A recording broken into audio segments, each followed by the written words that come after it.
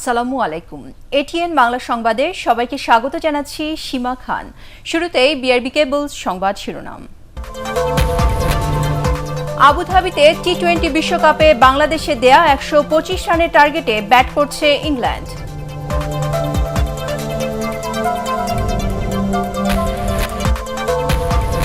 পাটুরিয়ায় 17টি গাড়ি নিয়ে ডুবে গেছে ফেরি শাহ আমানত। তদন্ত কমিটি গঠন, চলছে উদ্ধার কাজ।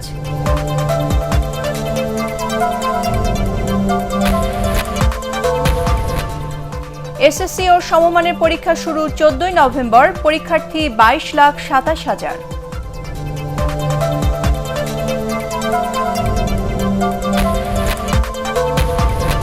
দেশের সার্বভৌমত্ব রক্ষায় সেনাবাহিনীকে সর্বোচ্চ ত্যাগ স্বীকারে প্রস্তুত থাকার আহ্বান প্রধানমন্ত্রীর।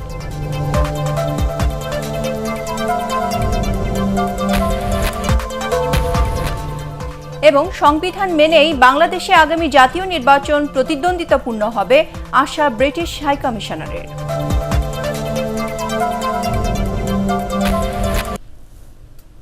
শুনছিলেন বিআরবি কেবলস সংবাদ শিরোনাম। শুরুতে টি-20 বিশ্বকাপের খবর।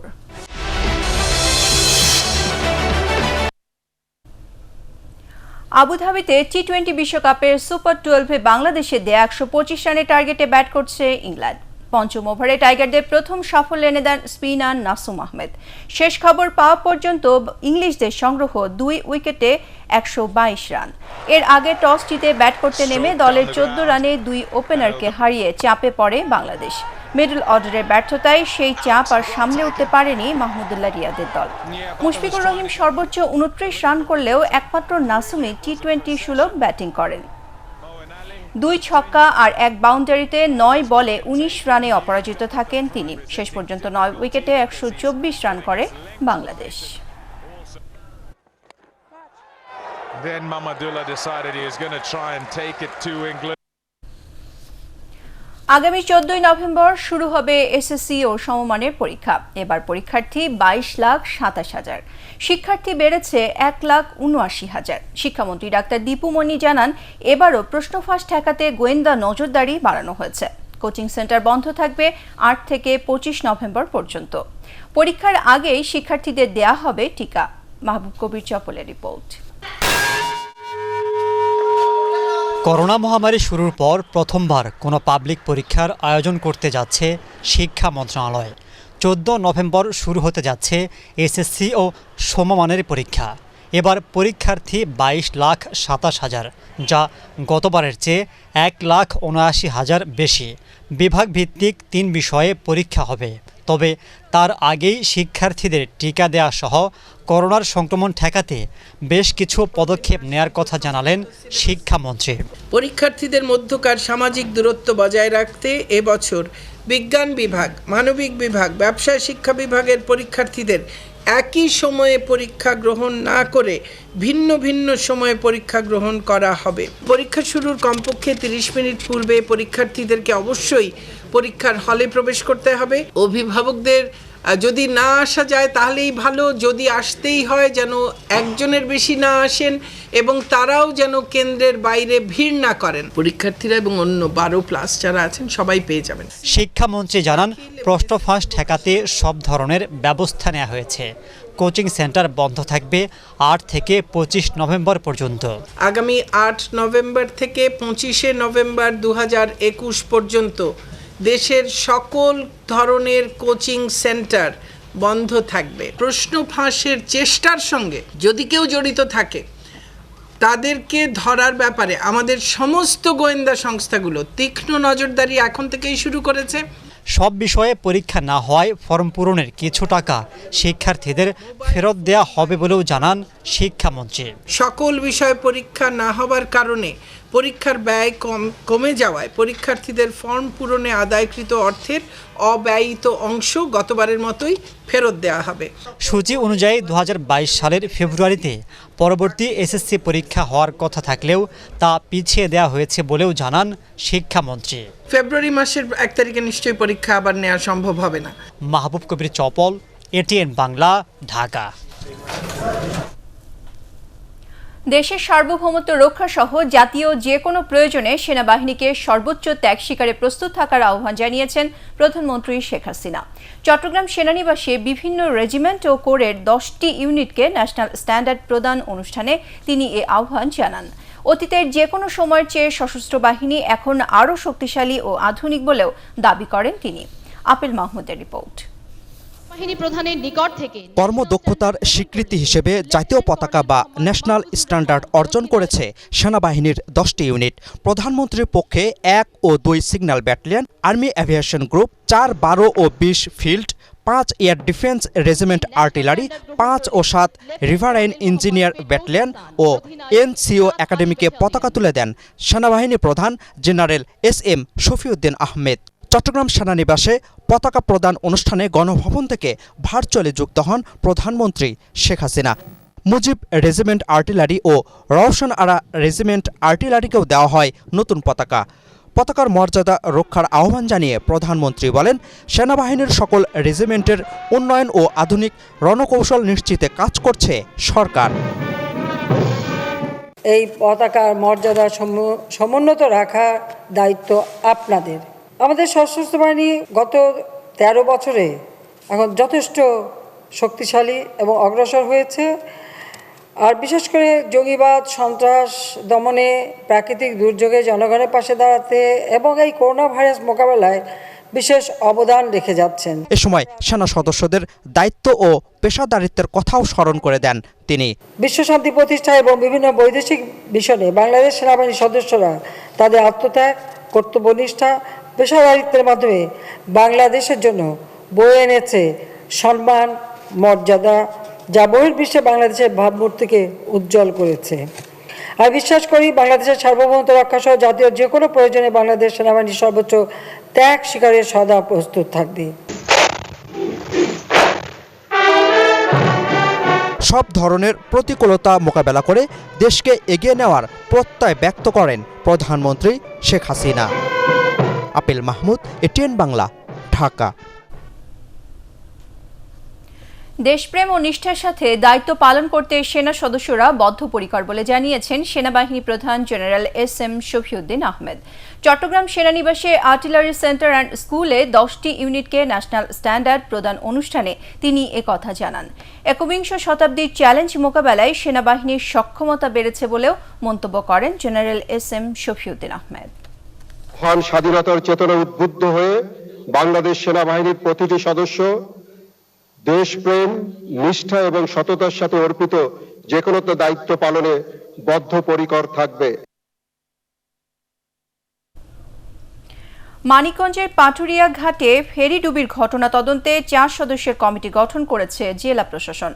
চলছে ফেরিটির সাথে ডুবে যাওয়া যানবাহন উদ্ধারের কাজ, তবে কোনো হতাহতের খবর এখনো পাওয়া যায়নি। ফায়ার সার্ভিসের ধারণা যান্ত্রিক ত্রুটির কারণে এই দুর্ঘটনা ঘটে থাকতে পারে। পাটুরিয়া ঘাট থেকে ফিরে রিপোর্ট করছেন শফিকুল ইসলাম শামীম, ক্যামেরায় ছিলেন হুমায়ুন কবির। 17টি ভারী যানবাহন নিয়ে বুধবার মানিকগঞ্জের পাটুরিয়া ঘাটে এসে এভাবেই ডুবে যায় BIWTCর ফেরি আমানত শাহ। এ সময় 2টি ট্রাক ফেরি থেকে নামতে পারলেও বাকিগুলো আটকে যায় ফেরিতে। প্রত্যক্ষদর্শীরা জানান, ফেরিটি 5 নম্বর ঘাটে এলে লোকজনের চিৎকার শুনতে পান তারা। এ সময় পন্টুনের সাথে ফেরির নোঙরের দড়ি না বেঁধেই ডালা নামিয়ে দেওয়া হয়। দুর্ঘটনার প্রকৃত কারণ জানতে তদন্ত কমিটি গঠন করা হয়েছে। প্রশাসনের সব কর্মকর্তা তাৎক্ষণিকভাবে ঘটনাস্থল পরিদর্শন করেন। ডুবুরিরা যে পিকআপ ভ্যানগুলো ছিল প্লাস ট্রাক ছিল সেই জায়গাগুলোকে সার্চ করেছে, কেবিন সার্চ করেছে, কোনো হতাহতের ঘটনা পাওয়া যায়নি। যানবাহন চালক ও যাত্রীরা জানান, মাঝ নদীতে ফেরিটিতে পানি ঢুকছিল। সবাই তখন চিৎকার করলে ফেরির মাস্টার গতি বাড়িয়ে দ্রুত ঘাটে আসেন। 5 নম্বর ঘাটে আসার কিছুক্ষণের মধ্যেই ঘটে এই দুর্ঘটনা। পিছন থেকে পানি আসে ফেরির উপর দিয়ে, পানি আসার পরে হলো আস্তে আস্তে খালি ডাবতে থাকে। জায়গা মতন ফেরি আনছে কিন্তু সময় তার কাজ হয়নি। এখানে খুব তাড়াহুড়া হয়েছে নাকি এই জন্য নাকি এই জায়গায় একটু তাড়াহুড়া হয়েছে এই জন্য? না, এখানে কোনো তাড়াহুড়া না, উনি পল্টনও লাগাইছে ফেরি, গাড়ি 2টা গাড়ি নামছো। ডুবে যাওয়া আমানত শাহ ফেরি উদ্ধারে ঘটনাস্থলে পৌঁছায় উদ্ধারকারী যান হামজা। পরে যোগ দেয় প্রত্যয়। ফায়ার সার্ভিস, নৌবাহিনী ও কোস্টগার্ডের ডুবুরি দল উদ্ধার অভিযানে অংশ নিয়েছে। জাহাজের যে ব্যালেন্স ট্যাঙ্ক আছে, যা এই ফেরির নিচের অংশে যে ব্যালেন্স ট্যাঙ্ক থাকে, এই ব্যালেন্স ট্যাঙ্কে কোনো লিকেজ থাকতে পারে। ডুবে যাওয়া ফেরিতে পণ্যবাহী ট্রাক ও কাভার্ড ভ্যান সহ 17টি ভারী যান ও বেশ কিছু মোটরসাইকেল থাকলেও সব উদ্ধার করা সম্ভব হয়নি। পাটুরিয়া ঠিক ঘাটে এসে আমানত শাহ ফেরিটি দুর্ঘটনার শিকার হয় এবং কাত হয়ে এভাবেই পড়ে থাকে পারে। তবে যাত্রীবাহী কোনো পরিবহন না থাকার কারণে বড় ধরনের বিপর্যয় থেকে রক্ষা পেয়েছে সবাই। আর যেসব গাড়ি এবং কাভার্ড ভ্যান এখনও নিখোঁজ রয়েছে, সেগুলোর অধিকাংশই উদ্ধার করা সম্ভব হয়নি। শফিকুল ইসলাম শামীম, এটিএন বাংলা, পাটুরিয়া, মানিকগঞ্জ। সংবিধান মেনেই বাংলাদেশে আগামী জাতীয় নির্বাচন সুষ্ঠু ও প্রতিদ্বন্দ্বিতাপূর্ণ হবে আশাবাদ ব্যক্ত করেছেন British high commissioner Robert Dickson. জাতীয় প্রেস ক্লাবে ডি ক্যাবের আলোচনায় তিনি বলেন, নির্বাচন কোন প্রক্রিয়ায় হবে তা নিয়ে বিদেশিদের কিছু করার নেই। লন্ডনে বসে বাংলাদেশের বিরুদ্ধে ষড়যন্ত্র বা অপপ্রচার করলে ব্রিটিশ আইনেই তদন্তের ব্যবস্থা রয়েছে বলেও জানান তিনি। Ekramul Haque সায়েমের report. The last opportunity that we have to avoid dangerous climate change and secure a brighter future. জাতীয় প্রেস ক্লাবে ডিপ্লোম্যাটিক করেসপন্ডেন্ট অব বাংলাদেশ ডিক্যাবের আলোচনায় অংশ নেন ঢাকায় নিযুক্ত British high commissioner Robert Dickson. অনুষ্ঠানে যুক্তরাজ্যে আসন্ন COP26 সম্মেলনে জলবায়ু পরিবর্তনের ঝুঁকি মোকাবেলা ও তহবিল গঠনে গুরুত্বপূর্ণ ঘোষণা আসতে পারে বলে জানান তিনি। It's very clear that this event in Glasgow is really the last best opportunity to work out how we are going to meet those Paris targets. পরে কথা বলেন বাংলাদেশের আগামী জাতীয় নির্বাচন প্রসঙ্গে। শক্তিশালী নির্বাচন কমিশনের অধীনে সব রাজনৈতিক দল অংশ নেবে বলে আশা করেন তিনি। নির্বাচনে বন্ধু হিসেবে যুক্তরাজ্য বাংলাদেশের পাশে থাকবে, তবে নির্বাচন কিভাবে হবে সেটি বাংলাদেশের সংবিধানে আছে। গণতন্ত্রের মসৃণ পথ চলা নিশ্চিতে ভোট স্বচ্ছ ও নিরপেক্ষ হতে হবে, কেননা এর মধ্য দিয়ে জনগণ তাদের মত প্রকাশ করে। And exactly how that happens is a matter for the people of Bangladesh. লন্ডনে থেকে বাংলাদেশের বিরুদ্ধে ষড়যন্ত্র বা অপপ্রচার করলে কি ব্যবস্থা নেওয়ার সুযোগ আছে এমন প্রশ্নের জবাব দেন British high commissioner. This is a judicial process decided by যুক্তরাজ্যে বসে বাংলাদেশের কেউ সামাজিক যোগাযোগ মাধ্যমে গণতন্ত্রের জন্য হুমকি বা বিদ্বেষ ছড়ায় এমন বক্তব্য দিলে তা আমাদের আইনে তদন্ত করার সুযোগ রয়েছে। যে কোনো অপরাধীকে ফেরত পেতে ব্রিটিশ কোর্টে মামলা করতে হবে। আদালতের নির্দেশেই কেবল তা সম্ভব। রোহিঙ্গা সংকট, জলবায়ু ইস্যু ও করোনার টিকা সরবরাহ সহ বিভিন্ন ইস্যুতে যুক্তরাজ্য বাংলাদেশের পাশে থাকবে বলেও জানান তিনি। আফগানিস্তানে ক্ষমতার রদবদলে দক্ষিণ এশিয়ায় নিরাপত্তার ঝুঁকি বেড়েছে উল্লেখ করে এ ব্যাপারে সচেতন থাকার আহ্বান জানান রবার্ট ডিকসন। ইকরামুল হক সায়েম, এটিএন বাংলা, ঢাকা। ব্যবসা বাণিজ্যের স্বার্থে ঐক্যবদ্ধভাবে সাম্প্রদায়িক শক্তিকে রুখতে ব্যবসায়ীদের প্রতি আহ্বান জানিয়েছেন আওয়ামী লীগ সাধারণ সম্পাদক ওবায়দুল কাদের। রাজধানী একটি হোটেলে করোনাকালে শিল্প ও বাণিজ্যের উন্নয়নে প্রধানমন্ত্রী শেখ হাসিনার অবদান নিয়ে আয়োজিত আলোচনায় তিনি এ আহ্বান জানান। ব্যবসায়ীদের রাজনীতি করাকে স্বাগত জানালেও রাজনীতি নিয়ে ব্যবসার সমালোচনা করেন তিনি। ফজলে রাব্বির রিপোর্ট। মহামারী করোনায় বিশ্ব যেখানে স্থবির হয়ে পড়ে, ক্ষতির মুখে অনেক প্রতিষ্ঠানই যখন ব্যবসা গুটিয়ে নিতে বাধ্য হয়, সেখানে বাংলাদেশের সার্বিক অর্থনীতি পৌঁছেছে নতুন মাত্রায়।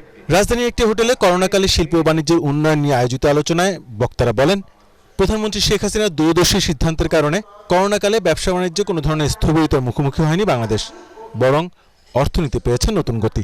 আশেপাশের দেশগুলোর জিডিপি গ্রোথ যেখানে মাইনাস, সেখানেও কিন্তু আমরা 5.47% আমাদের গ্রোথ, যেটা সারা পৃথিবীর কাছে বিস্ময়।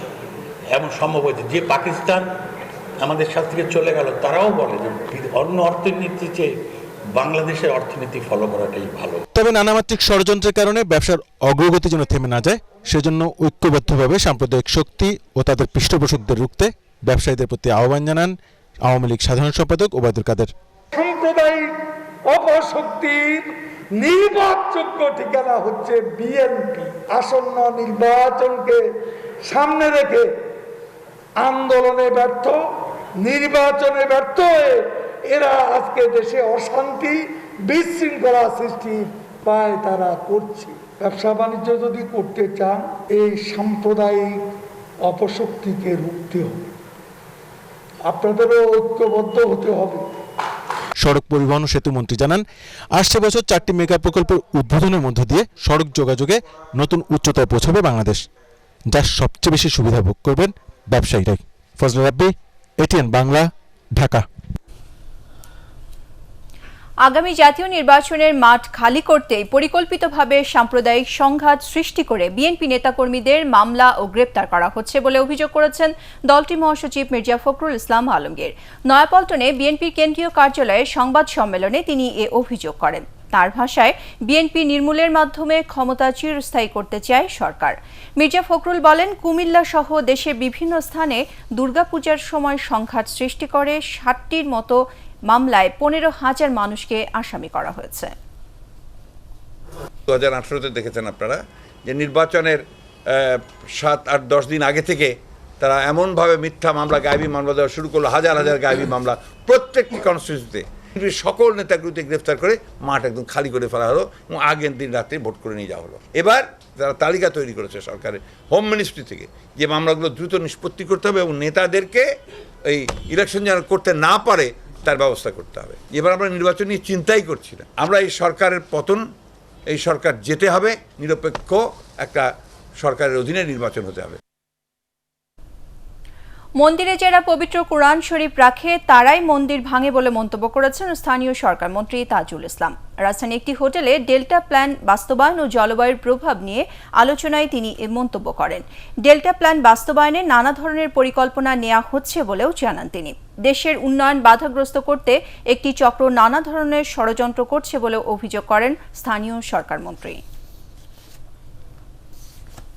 যারা মন্দিরে কোরআন শরীফ রাখে তারাই আবার মন্দির ভাঙে, তো তাহলে এটার সারমর্মটা আপনারা সবাই বুঝেন। তো অতএব এই ব্যাপারে আমাদের সতর্ক থাকতে হবে। আমাদের উন্নয়নটাকে শেষ করার জন্য, আমাদেরকে আবার হতদারিদ্র রাখার জন্য এই সমস্ত ষড়যন্ত্র হচ্ছে। আমরা এই ষড়যন্ত্রকে প্রতিহত করে টিকে থাকা না পারলে আমরা আমাদের ক্ষতি করব। পুঁজিবাজারকে যতটা সম্ভব সরকার সহায়তা দিয়ে যাবে বলে মন্তব্য করেছেন অর্থমন্ত্রী আ.হ.ম মোস্তফা কামাল। সরকারি ক্রয় সংক্রান্ত মন্ত্রিসভা কমিটির ভার্চুয়াল বৈঠক শেষে তিনি বলেন, এবারের বাজেটেও শেয়ার বাজারের জন্য প্রণোদনা রাখা হয়েছে। অর্থনীতি শক্তিশালী হলে শেয়ার বাজার আরও শক্তিশালী হবে বলে আশাবাদী আ.হ.ম মোস্তফা কামাল। বাইরে থেকে এই বাজারে কেউ কিছু করতে চাইলে দায়ীদের বিরুদ্ধে ব্যবস্থা নেওয়া হবে জানিয়ে অর্থমন্ত্রী বলেন, শেয়ার বাজার তার নিজস্ব গতিতে চলবে। এই বাজারটি দৈনিক লেনদেন হচ্ছে, দৈনিক ঘটনামা করছে, সুতরাং এটা অনেক বেশি সেন্সিটিভ। সরকার যা করা দরকার সেটা করছে। সরকার এখানে যেটুকু সাপোর্ট দেওয়ার দরকার তাদেরকে আমরা বাজেটে সাপোর্ট দিয়েছি, যে আমরা অ্যালাউ করেছি যে পুঁজিবাজার বিনিয়োগ আমরা অ্যালাউ করেছি, পুঁজিবাজার বিনিয়োগ করা যাবে না, যার সমস্ত বলা আছে। হয়তো তার বাইরে গিয়ে কেউ যদি কোনো কিছু করে এটার জন্য গভর্নমেন্টকে তো দায়বদ্ধতা আওতায় নিয়ে আসা যাবে না। দেশে করোনা ভাইরাসে আরও 7 জনের মৃত্যু হয়েছে। মৃতদের মধ্যে 3 জন পুরুষ ও 4 জন নারী। এ নিয়ে মৃতের সংখ্যা বেড়ে দাঁড়ালো 27,841 জনে। সবশেষ 24 ঘন্টায় 19,951 জনের নমুনা পরীক্ষায় 306 জনের করোনা শনাক্ত হয়েছে। শনাক্তের হার 1.53%। মৃতদের মধ্যে ঢাকা বিভাগের সর্বোচ্চ 3 জন মারা গেছেন। একদিনে সুস্থ হয়েছেন 288 জন। স্বাস্থ্য অধিদপ্তরের সংবাদ বিজ্ঞপ্তিতে এসব তথ্য জানানো হয়।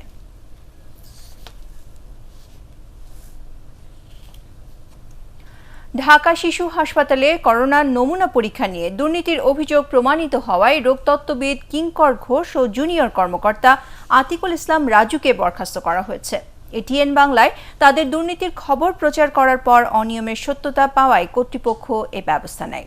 হাসপাতালের কোনো কর্মকর্তার বিরুদ্ধে অনিয়মের অভিযোগ পাওয়া গেলে কঠোর ব্যবস্থা নেওয়া হবে বলে জানিয়েছে কর্তৃপক্ষ। শফিকুল ইসলাম শামীমের রিপোর্ট। করোনা মহামারীর মধ্যে যখন বিপর্যস্ত পুরো দেশ, ঠিক সেই সময়ে সাধারণ মানুষের দুর্বলতার সুযোগ নিয়ে করোনার নমুনা পরীক্ষার নামে প্রতারণা শুরু করে একটি মহল। আর এ সুযোগটি কাজে লাগান শিশু হাসপাতালের একটি চক্র। শিশু হাসপাতালে বিভিন্ন হাসপাতাল থেকে রোগীর নমুনা এনে টাকার বিনিময়ে পরীক্ষা করানো হয় চিলড্রেন হেলথ রিসার্চ ইনস্টিটিউটের ল্যাবে। রাজধানীর পান্থপথের পদ্মা মেডিকেল সেন্টারের নাম লিপিবদ্ধ করেন তারা। একটি প্রভাবশালী মহলের ছত্রছায়ায় পদ্মা ল্যাবের সাথে করোনা টেস্টের দুর্নীতিতে জড়ান কিঙ্কর ঘোষ ও আতিকুল। এ নিয়ে এটিএন বাংলায় সংবাদ প্রচারের পর গঠিত তদন্ত রিপোর্টে অপরাধ প্রমাণিত হওয়ায় অবশেষে বরখাস্ত করা হলো তাদের দুজনকে। মিডিয়াতে এই করোনা টেস্ট তোগুলো কি দেখি, মানে অনিয়ম দেখি। তারপরে আমাদের বোর্ড অফ ম্যানেজমেন্ট এটার সম্বন্ধে তদন্ত করে। পরবর্তীতে বোর্ড অফ ম্যানেজমেন্ট একটা অধিকতর তদন্ত করে আমাদের স্বাস্থ্য মন্ত্রণালয়ের সম্মানিত জয়েন্ট সেক্রেটারিকে দিয়ে সেই তদন্তে তারা দোষী সাব্যস্ত হয়, দুজনকেই বরখাস্ত করা হয়।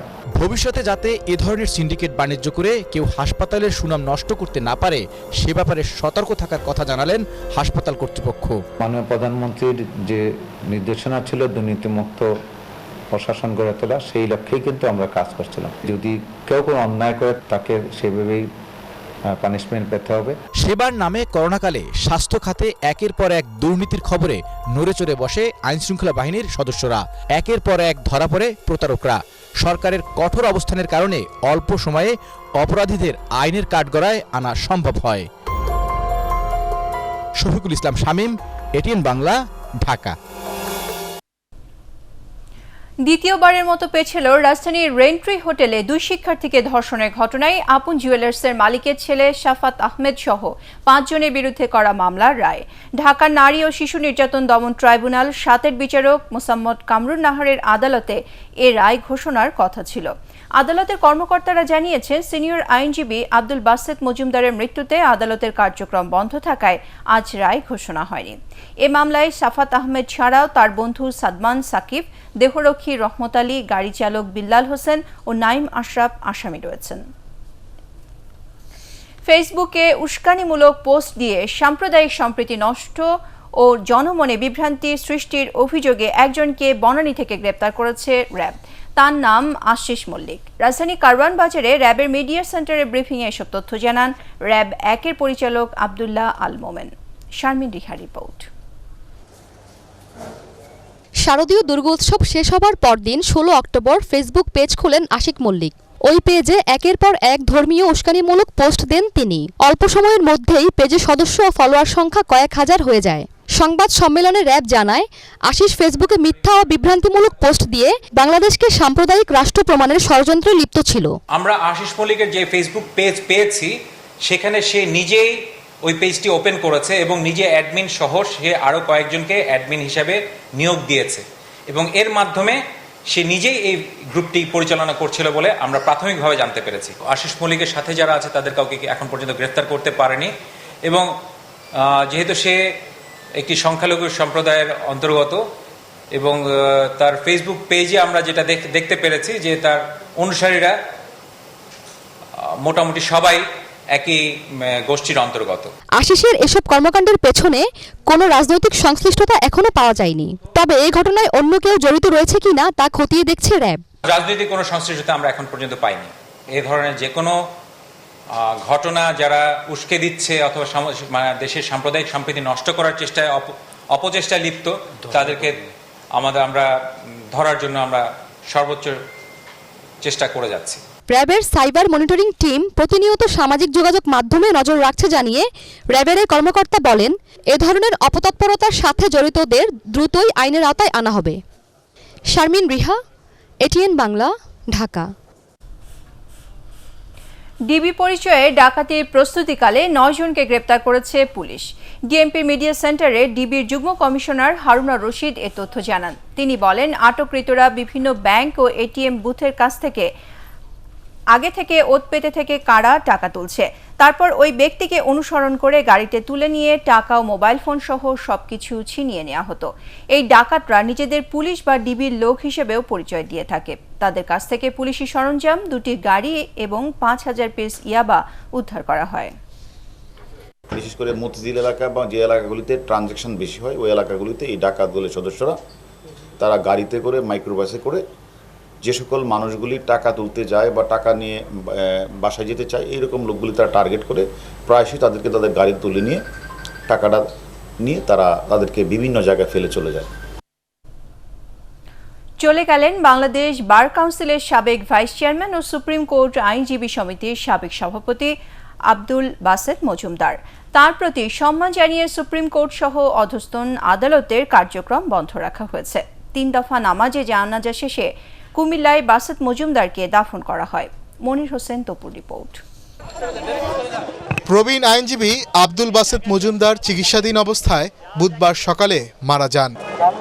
ফুসফুসের জটিলতা নিয়ে 30 সেপ্টেম্বর ইউনাইটেড হাসপাতালে ভর্তি করা হয় তাকে। পরে শারীরিক অবস্থার অবনতি হলে লাইফ সাপোর্টে নেওয়া হয়। প্রবীণ এই আইনজীবীর প্রথম জানাজা বেলা 11টায় বনানী কেন্দ্রীয় মসজিদে অনুষ্ঠিত হয়। বাদ জোহর দ্বিতীয় জানাজা হয় জাতীয় ঈদগাহ ময়দানে। এতে অংশ নেন প্রধান বিচারপতি সহ সুপ্রিম কোর্টের বিচারপতি ও আইনজীবীরা।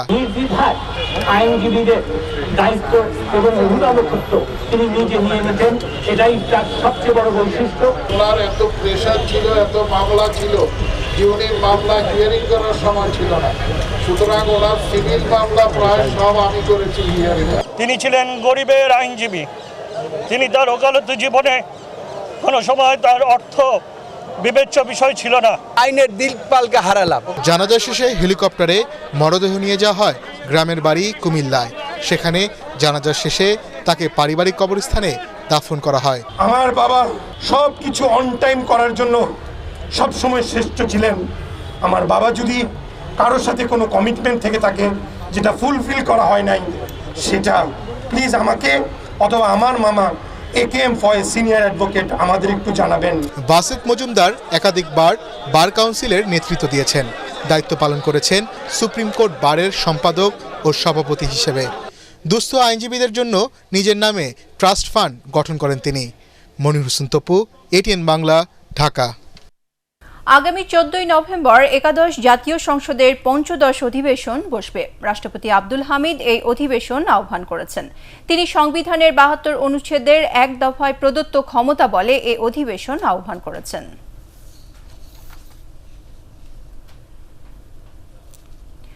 সমাজ কল্যাণমূলক কর্মকাণ্ড পর্যালোচনা করতে অনুষ্ঠিত হল জাতির পিতা বঙ্গবন্ধু শেখ মুজিবুর রহমান মেমোরিয়াল ট্রাস্টের বৈঠক।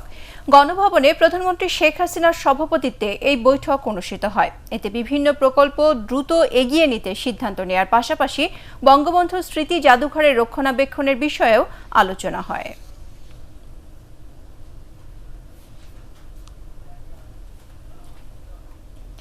শিশুরাই সমাজ পরিবর্তনের নিয়ামক হতে পারে বলে মন্তব্য করেছেন জাতীয় সংসদের স্পিকার ডক্টর শিরিন শারমিন চৌধুরী। তার মতে শিশুদের জলবায়ু ঘোষণাপত্র শিশু ও নীতি নির্ধারকদের মধ্যে সেতুবন্ধন তৈরি করছে।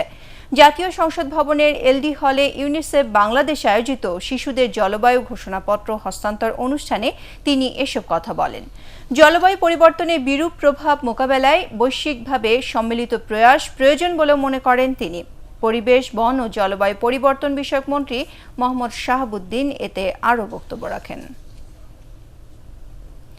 পরিচ্ছন্ন স্বাস্থ্যকর ঢাকা গড়তে আগামী ডিসেম্বরের মধ্যে ঢাকা দক্ষিণ সিটি কর্পোরেশনের 75টি ওয়ার্ডে ময়লা স্থানান্তর কেন্দ্র নির্মাণ করা হবে বলে জানিয়েছেন মেয়র ব্যারিস্টার শেখ ফজলে নূর তাপস। রাজধানীর জুরাইনে বর্জ্য স্থানান্তর কেন্দ্র উদ্বোধনের সময় তিনি একথা জানান। এই সময় নগরীকে পরিচ্ছন্ন রাখতে উন্মুক্ত স্থানে ময়লা আবর্জনা না ফেলতে সবার প্রতি আহ্বান জানান ফজলে নূর তাপস। উন্মুক্ত স্থানে বর্জ্য পড়ে থাকতো। আমরা সেই জায়গা থেকে বেরিয়ে আসার জন্য প্রথমেই প্রত্যেকটা ওয়ার্ড ভিত্তিক একটি করে বর্জ্য স্থানান্তর কেন্দ্র নির্মাণের কার্যক্রম হাতে নিয়েছি। আজকে দুটো জায়গা আমরা উদ্বোধন করেছি, 64 নম্বর ওয়ার্ড এবং 53 নম্বর ওয়ার্ড। এই দুটো উদ্বোধনের মাধ্যমে আমাদের 41টি ওয়ার্ডের কার্যক্রম সম্পন্ন হলো। আমাদের লক্ষ্য যে আগামী ডিসেম্বর নাগাদ 75টা ওয়ার্ডের এই কার্যক্রম সম্পন্ন করা।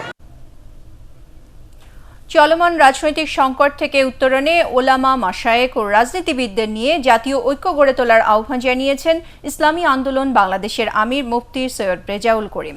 রাজধানী পুরানা পল্টনে দলের কেন্দ্রীয় কার্যালয়ে ওলামা মাশায়েখ, বুদ্ধিজীবী, রাজনীতিবিদ ও পেশাজীবীদের সাথে এক মতবিনিময় সভায় তিনি এ আহ্বান জানান। এ সময় তিনি অভিযোগ করেন ভারতীয় গণমাধ্যম বাংলাদেশ ও এদেশের মুসলমানদের বিরুদ্ধে বিদ্বেষ ছড়াচ্ছে। সাম্প্রতিক সাম্প্রদায়িক সহিংসতার প্রতিবাদে রাজধানীর শাহবাগে মানববন্ধন করেছে স্বাধীনতা চিকিৎসক পরিষদ সাচিব। এতে সাম্প্রদায়িক সম্প্রীতি বিনষ্টকারীদের চিহ্নিত করে কঠোর শাস্তির আওতায় আনতে সরকারের প্রতি দাবি জানান বক্তারা। এ সময় সংখ্যালঘুদের উপর হামলা বন্ধে সবাইকে একসাথে প্রতিরোধ গড়ে তোলার আহ্বান জানান সাচিব নেতারা।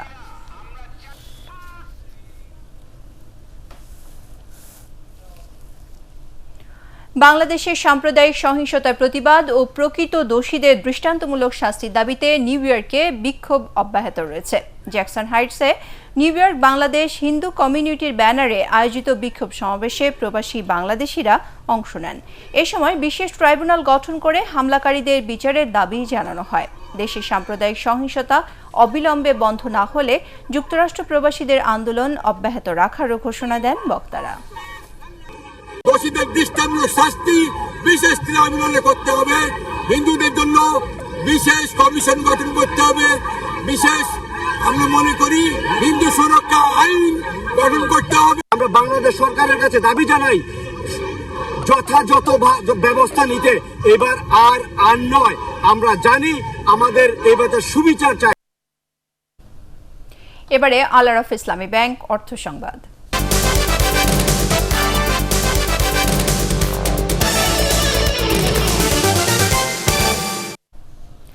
উদ্যোক্তাদের উৎসাহ দিতে এবার প্রথমবারের মতো বঙ্গবন্ধু শেখ মুজিব শিল্প পুরস্কার দেয়া হচ্ছে।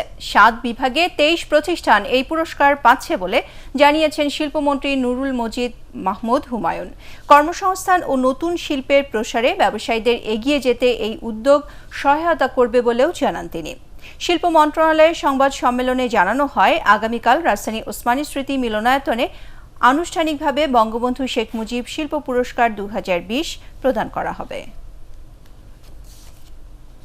যারা আছেন বাংলাদেশের বিভিন্ন পর্যায়ের, যারা আজকে অর্থনৈতিক ক্ষেত্রে বিশালভাবে অবদান রাখছেন এবং যেখানে বাংলাদেশকে এই জায়গায় এসেছেন, তাদের আরও আস্থা বাড়বে এবং তাদেরকে উৎসাহিত করার জন্যই আমরা এই পুরস্কারের ব্যবস্থা করেছি। দূরপ্রসারী সব পরিকল্পনা আমরা নিয়েছি মাননীয় প্রধানমন্ত্রী।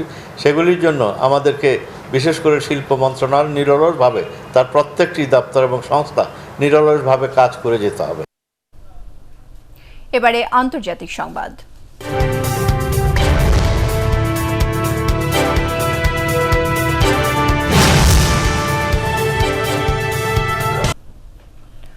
করোনা মহামারী রোধে যুক্তরাষ্ট্রে এবার 5 থেকে 11 বছর বয়সী শিশুদের ফাইজার বায়োএনটেকের টিকা দেওয়ার সুপারিশ করেছে দেশটির খাদ্য ও ওষুধ প্রশাসন FDA।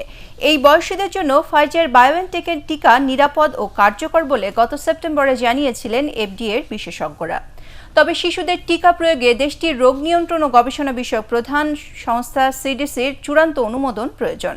এই অনুমোদন আগামী 2 নভেম্বরের মধ্যে পাওয়া যাবে বলে আশা করা হচ্ছে। আর তাহলে দেশটির আরও প্রায় 2,80,00,000 শিশু টিকার আওতায় আসবে। এদিকে আগামী মাস থেকে প্রাপ্তবয়স্কদের জন্য করোনা টিকার বুস্টার ডোজের অনুমোদন দিয়েছে অস্ট্রেলিয়া। 18 বছর বা তার বেশি বয়সী যে কেউ করোনা টিকার 2 ডোজ নেয়ার 6 মাসের মাথায় বুস্টার ডোজ নিতে পারবেন বলে জানিয়েছে দেশটির স্বাস্থ্য বিভাগ।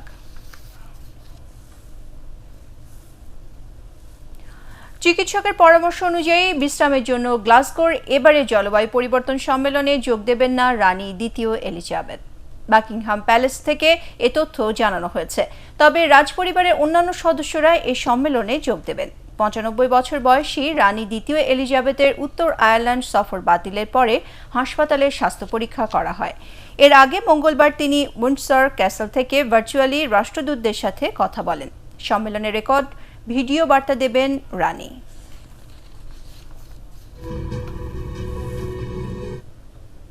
নেত্রকোনার কলমাকান্দায় রাজস্ব ফাঁকি দিয়ে নকল ব্যান্ডরোল যুক্ত বিড়ি বিক্রি ও সরবরাহ করার অপরাধে 4 ব্যবসায়ীকে 5,000 টাকা জরিমানা করেছে ভ্রাম্যমাণ আদালত। এ সময় ভোক্তা অধিকার সংরক্ষণ আইনে বিপুল সংখ্যক মাস্টার বিড়ি, শরীফ বিড়ি ও চেয়ারম্যান বিড়ি সহ নকল ব্যান্ডরোল যুক্ত বিড়ির প্যাকেট জব্দ করা হয়। কলমাকান্দার পাঁচগাঁও বাজারের স্থানীয় উপজেলা নির্বাহী কর্মকর্তা সোহেল রানা এ অভিযান পরিচালনা করেন। পরে জব্দ করা মালামাল আগুনে পুড়িয়ে ফেলা হয়। এবারে ইস্পাহানি শেয়ার বাজার সংবাদ।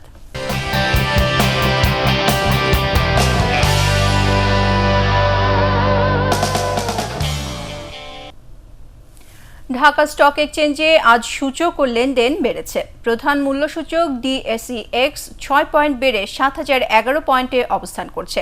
তবে সরিয়া সূচক 1 ও 30 সূচক 17 পয়েন্ট কমেছে। দিন শেষে লেনদেন হয় 1497 কোটি 25 লাখ টাকা শেয়ার ও মিউচুয়াল ফান্ডের ইউনিট। লেনদেন হওয়া 375টি কোম্পানির মধ্যে দাম বেড়েছে 180টি, কমেছে 166টি এবং অপরিবর্তিত রয়েছে 29টি প্রতিষ্ঠানের শেয়ারের দাম।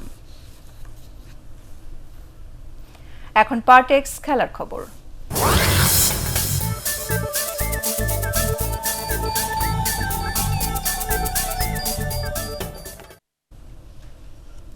পিঠের চোটে পড়া মোহাম্মদ সাইফুদ্দিন ছিটকে গেছেন মাঠের বাইরে। টি-20 বিশ্বকাপের বাকি অংশে তার পরিবর্তে বাংলাদেশ দলে নেওয়া হয়েছে রুবেল হোসেনকে। মঙ্গলবার রাতে ক্রিকেটের সর্বোচ্চ নিয়ন্ত্রণ সংস্থা ICC বিষয়টি নিশ্চিত করেছে। বাংলাদেশের হয়ে মোট 159টি আন্তর্জাতিক ম্যাচ খেলেছেন রুবেল। এর মধ্যে টি-20 ম্যাচ খেলেছেন 28টি। চলতি বিশ্বকাপে বল হাতে 4 ম্যাচে 5 উইকেট নেন সাইফুদ্দিন। স্প্যানিশ লা লিগায় রাতে আলাদা ম্যাচে মাঠে নামছে দুই জায়ান্ট রিয়াল মাদ্রিদ ও বার্সেলোনা। ক্লাবের ইতিহাসে 2500তম জয়ের লক্ষ্যে রাত 1:30টায় রিয়াল মাদ্রিদ মুখোমুখি হবে ওসাসুনার।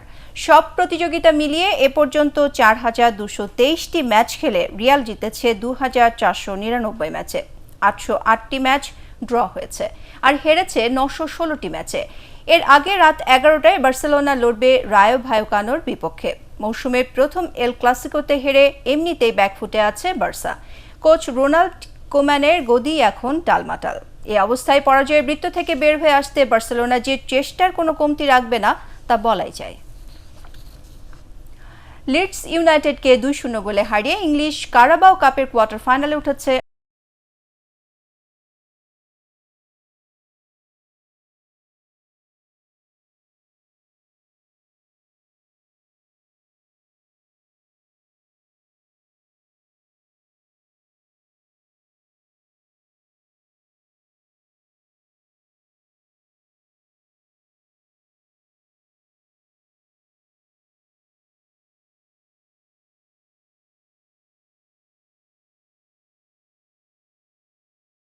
চার-3 ব্যবধানে পরাজিত করে চেলসি।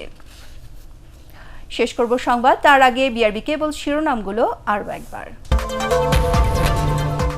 আবুধাবিতে টি-20 বিশ্বকাপের সুপার 12-এ ইংল্যান্ডের কাছে 8 উইকেটে হারল বাংলাদেশ।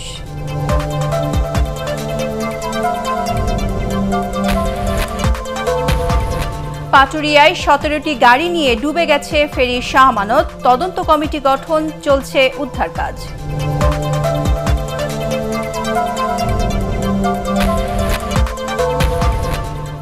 এসএসসি ও সমমানের পরীক্ষা শুরু 14ই নভেম্বর। পরীক্ষার্থী 22,27,000।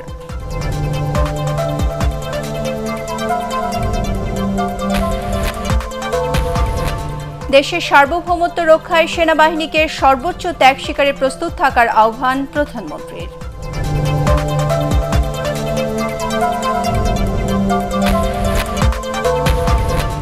এবং সংবিধান মেনেই বাংলাদেশে আগামী জাতীয় নির্বাচন প্রতিদ্বন্দ্বিতাপূর্ণ হবে, আশা ব্রিটিশ হাইকমিশনারের।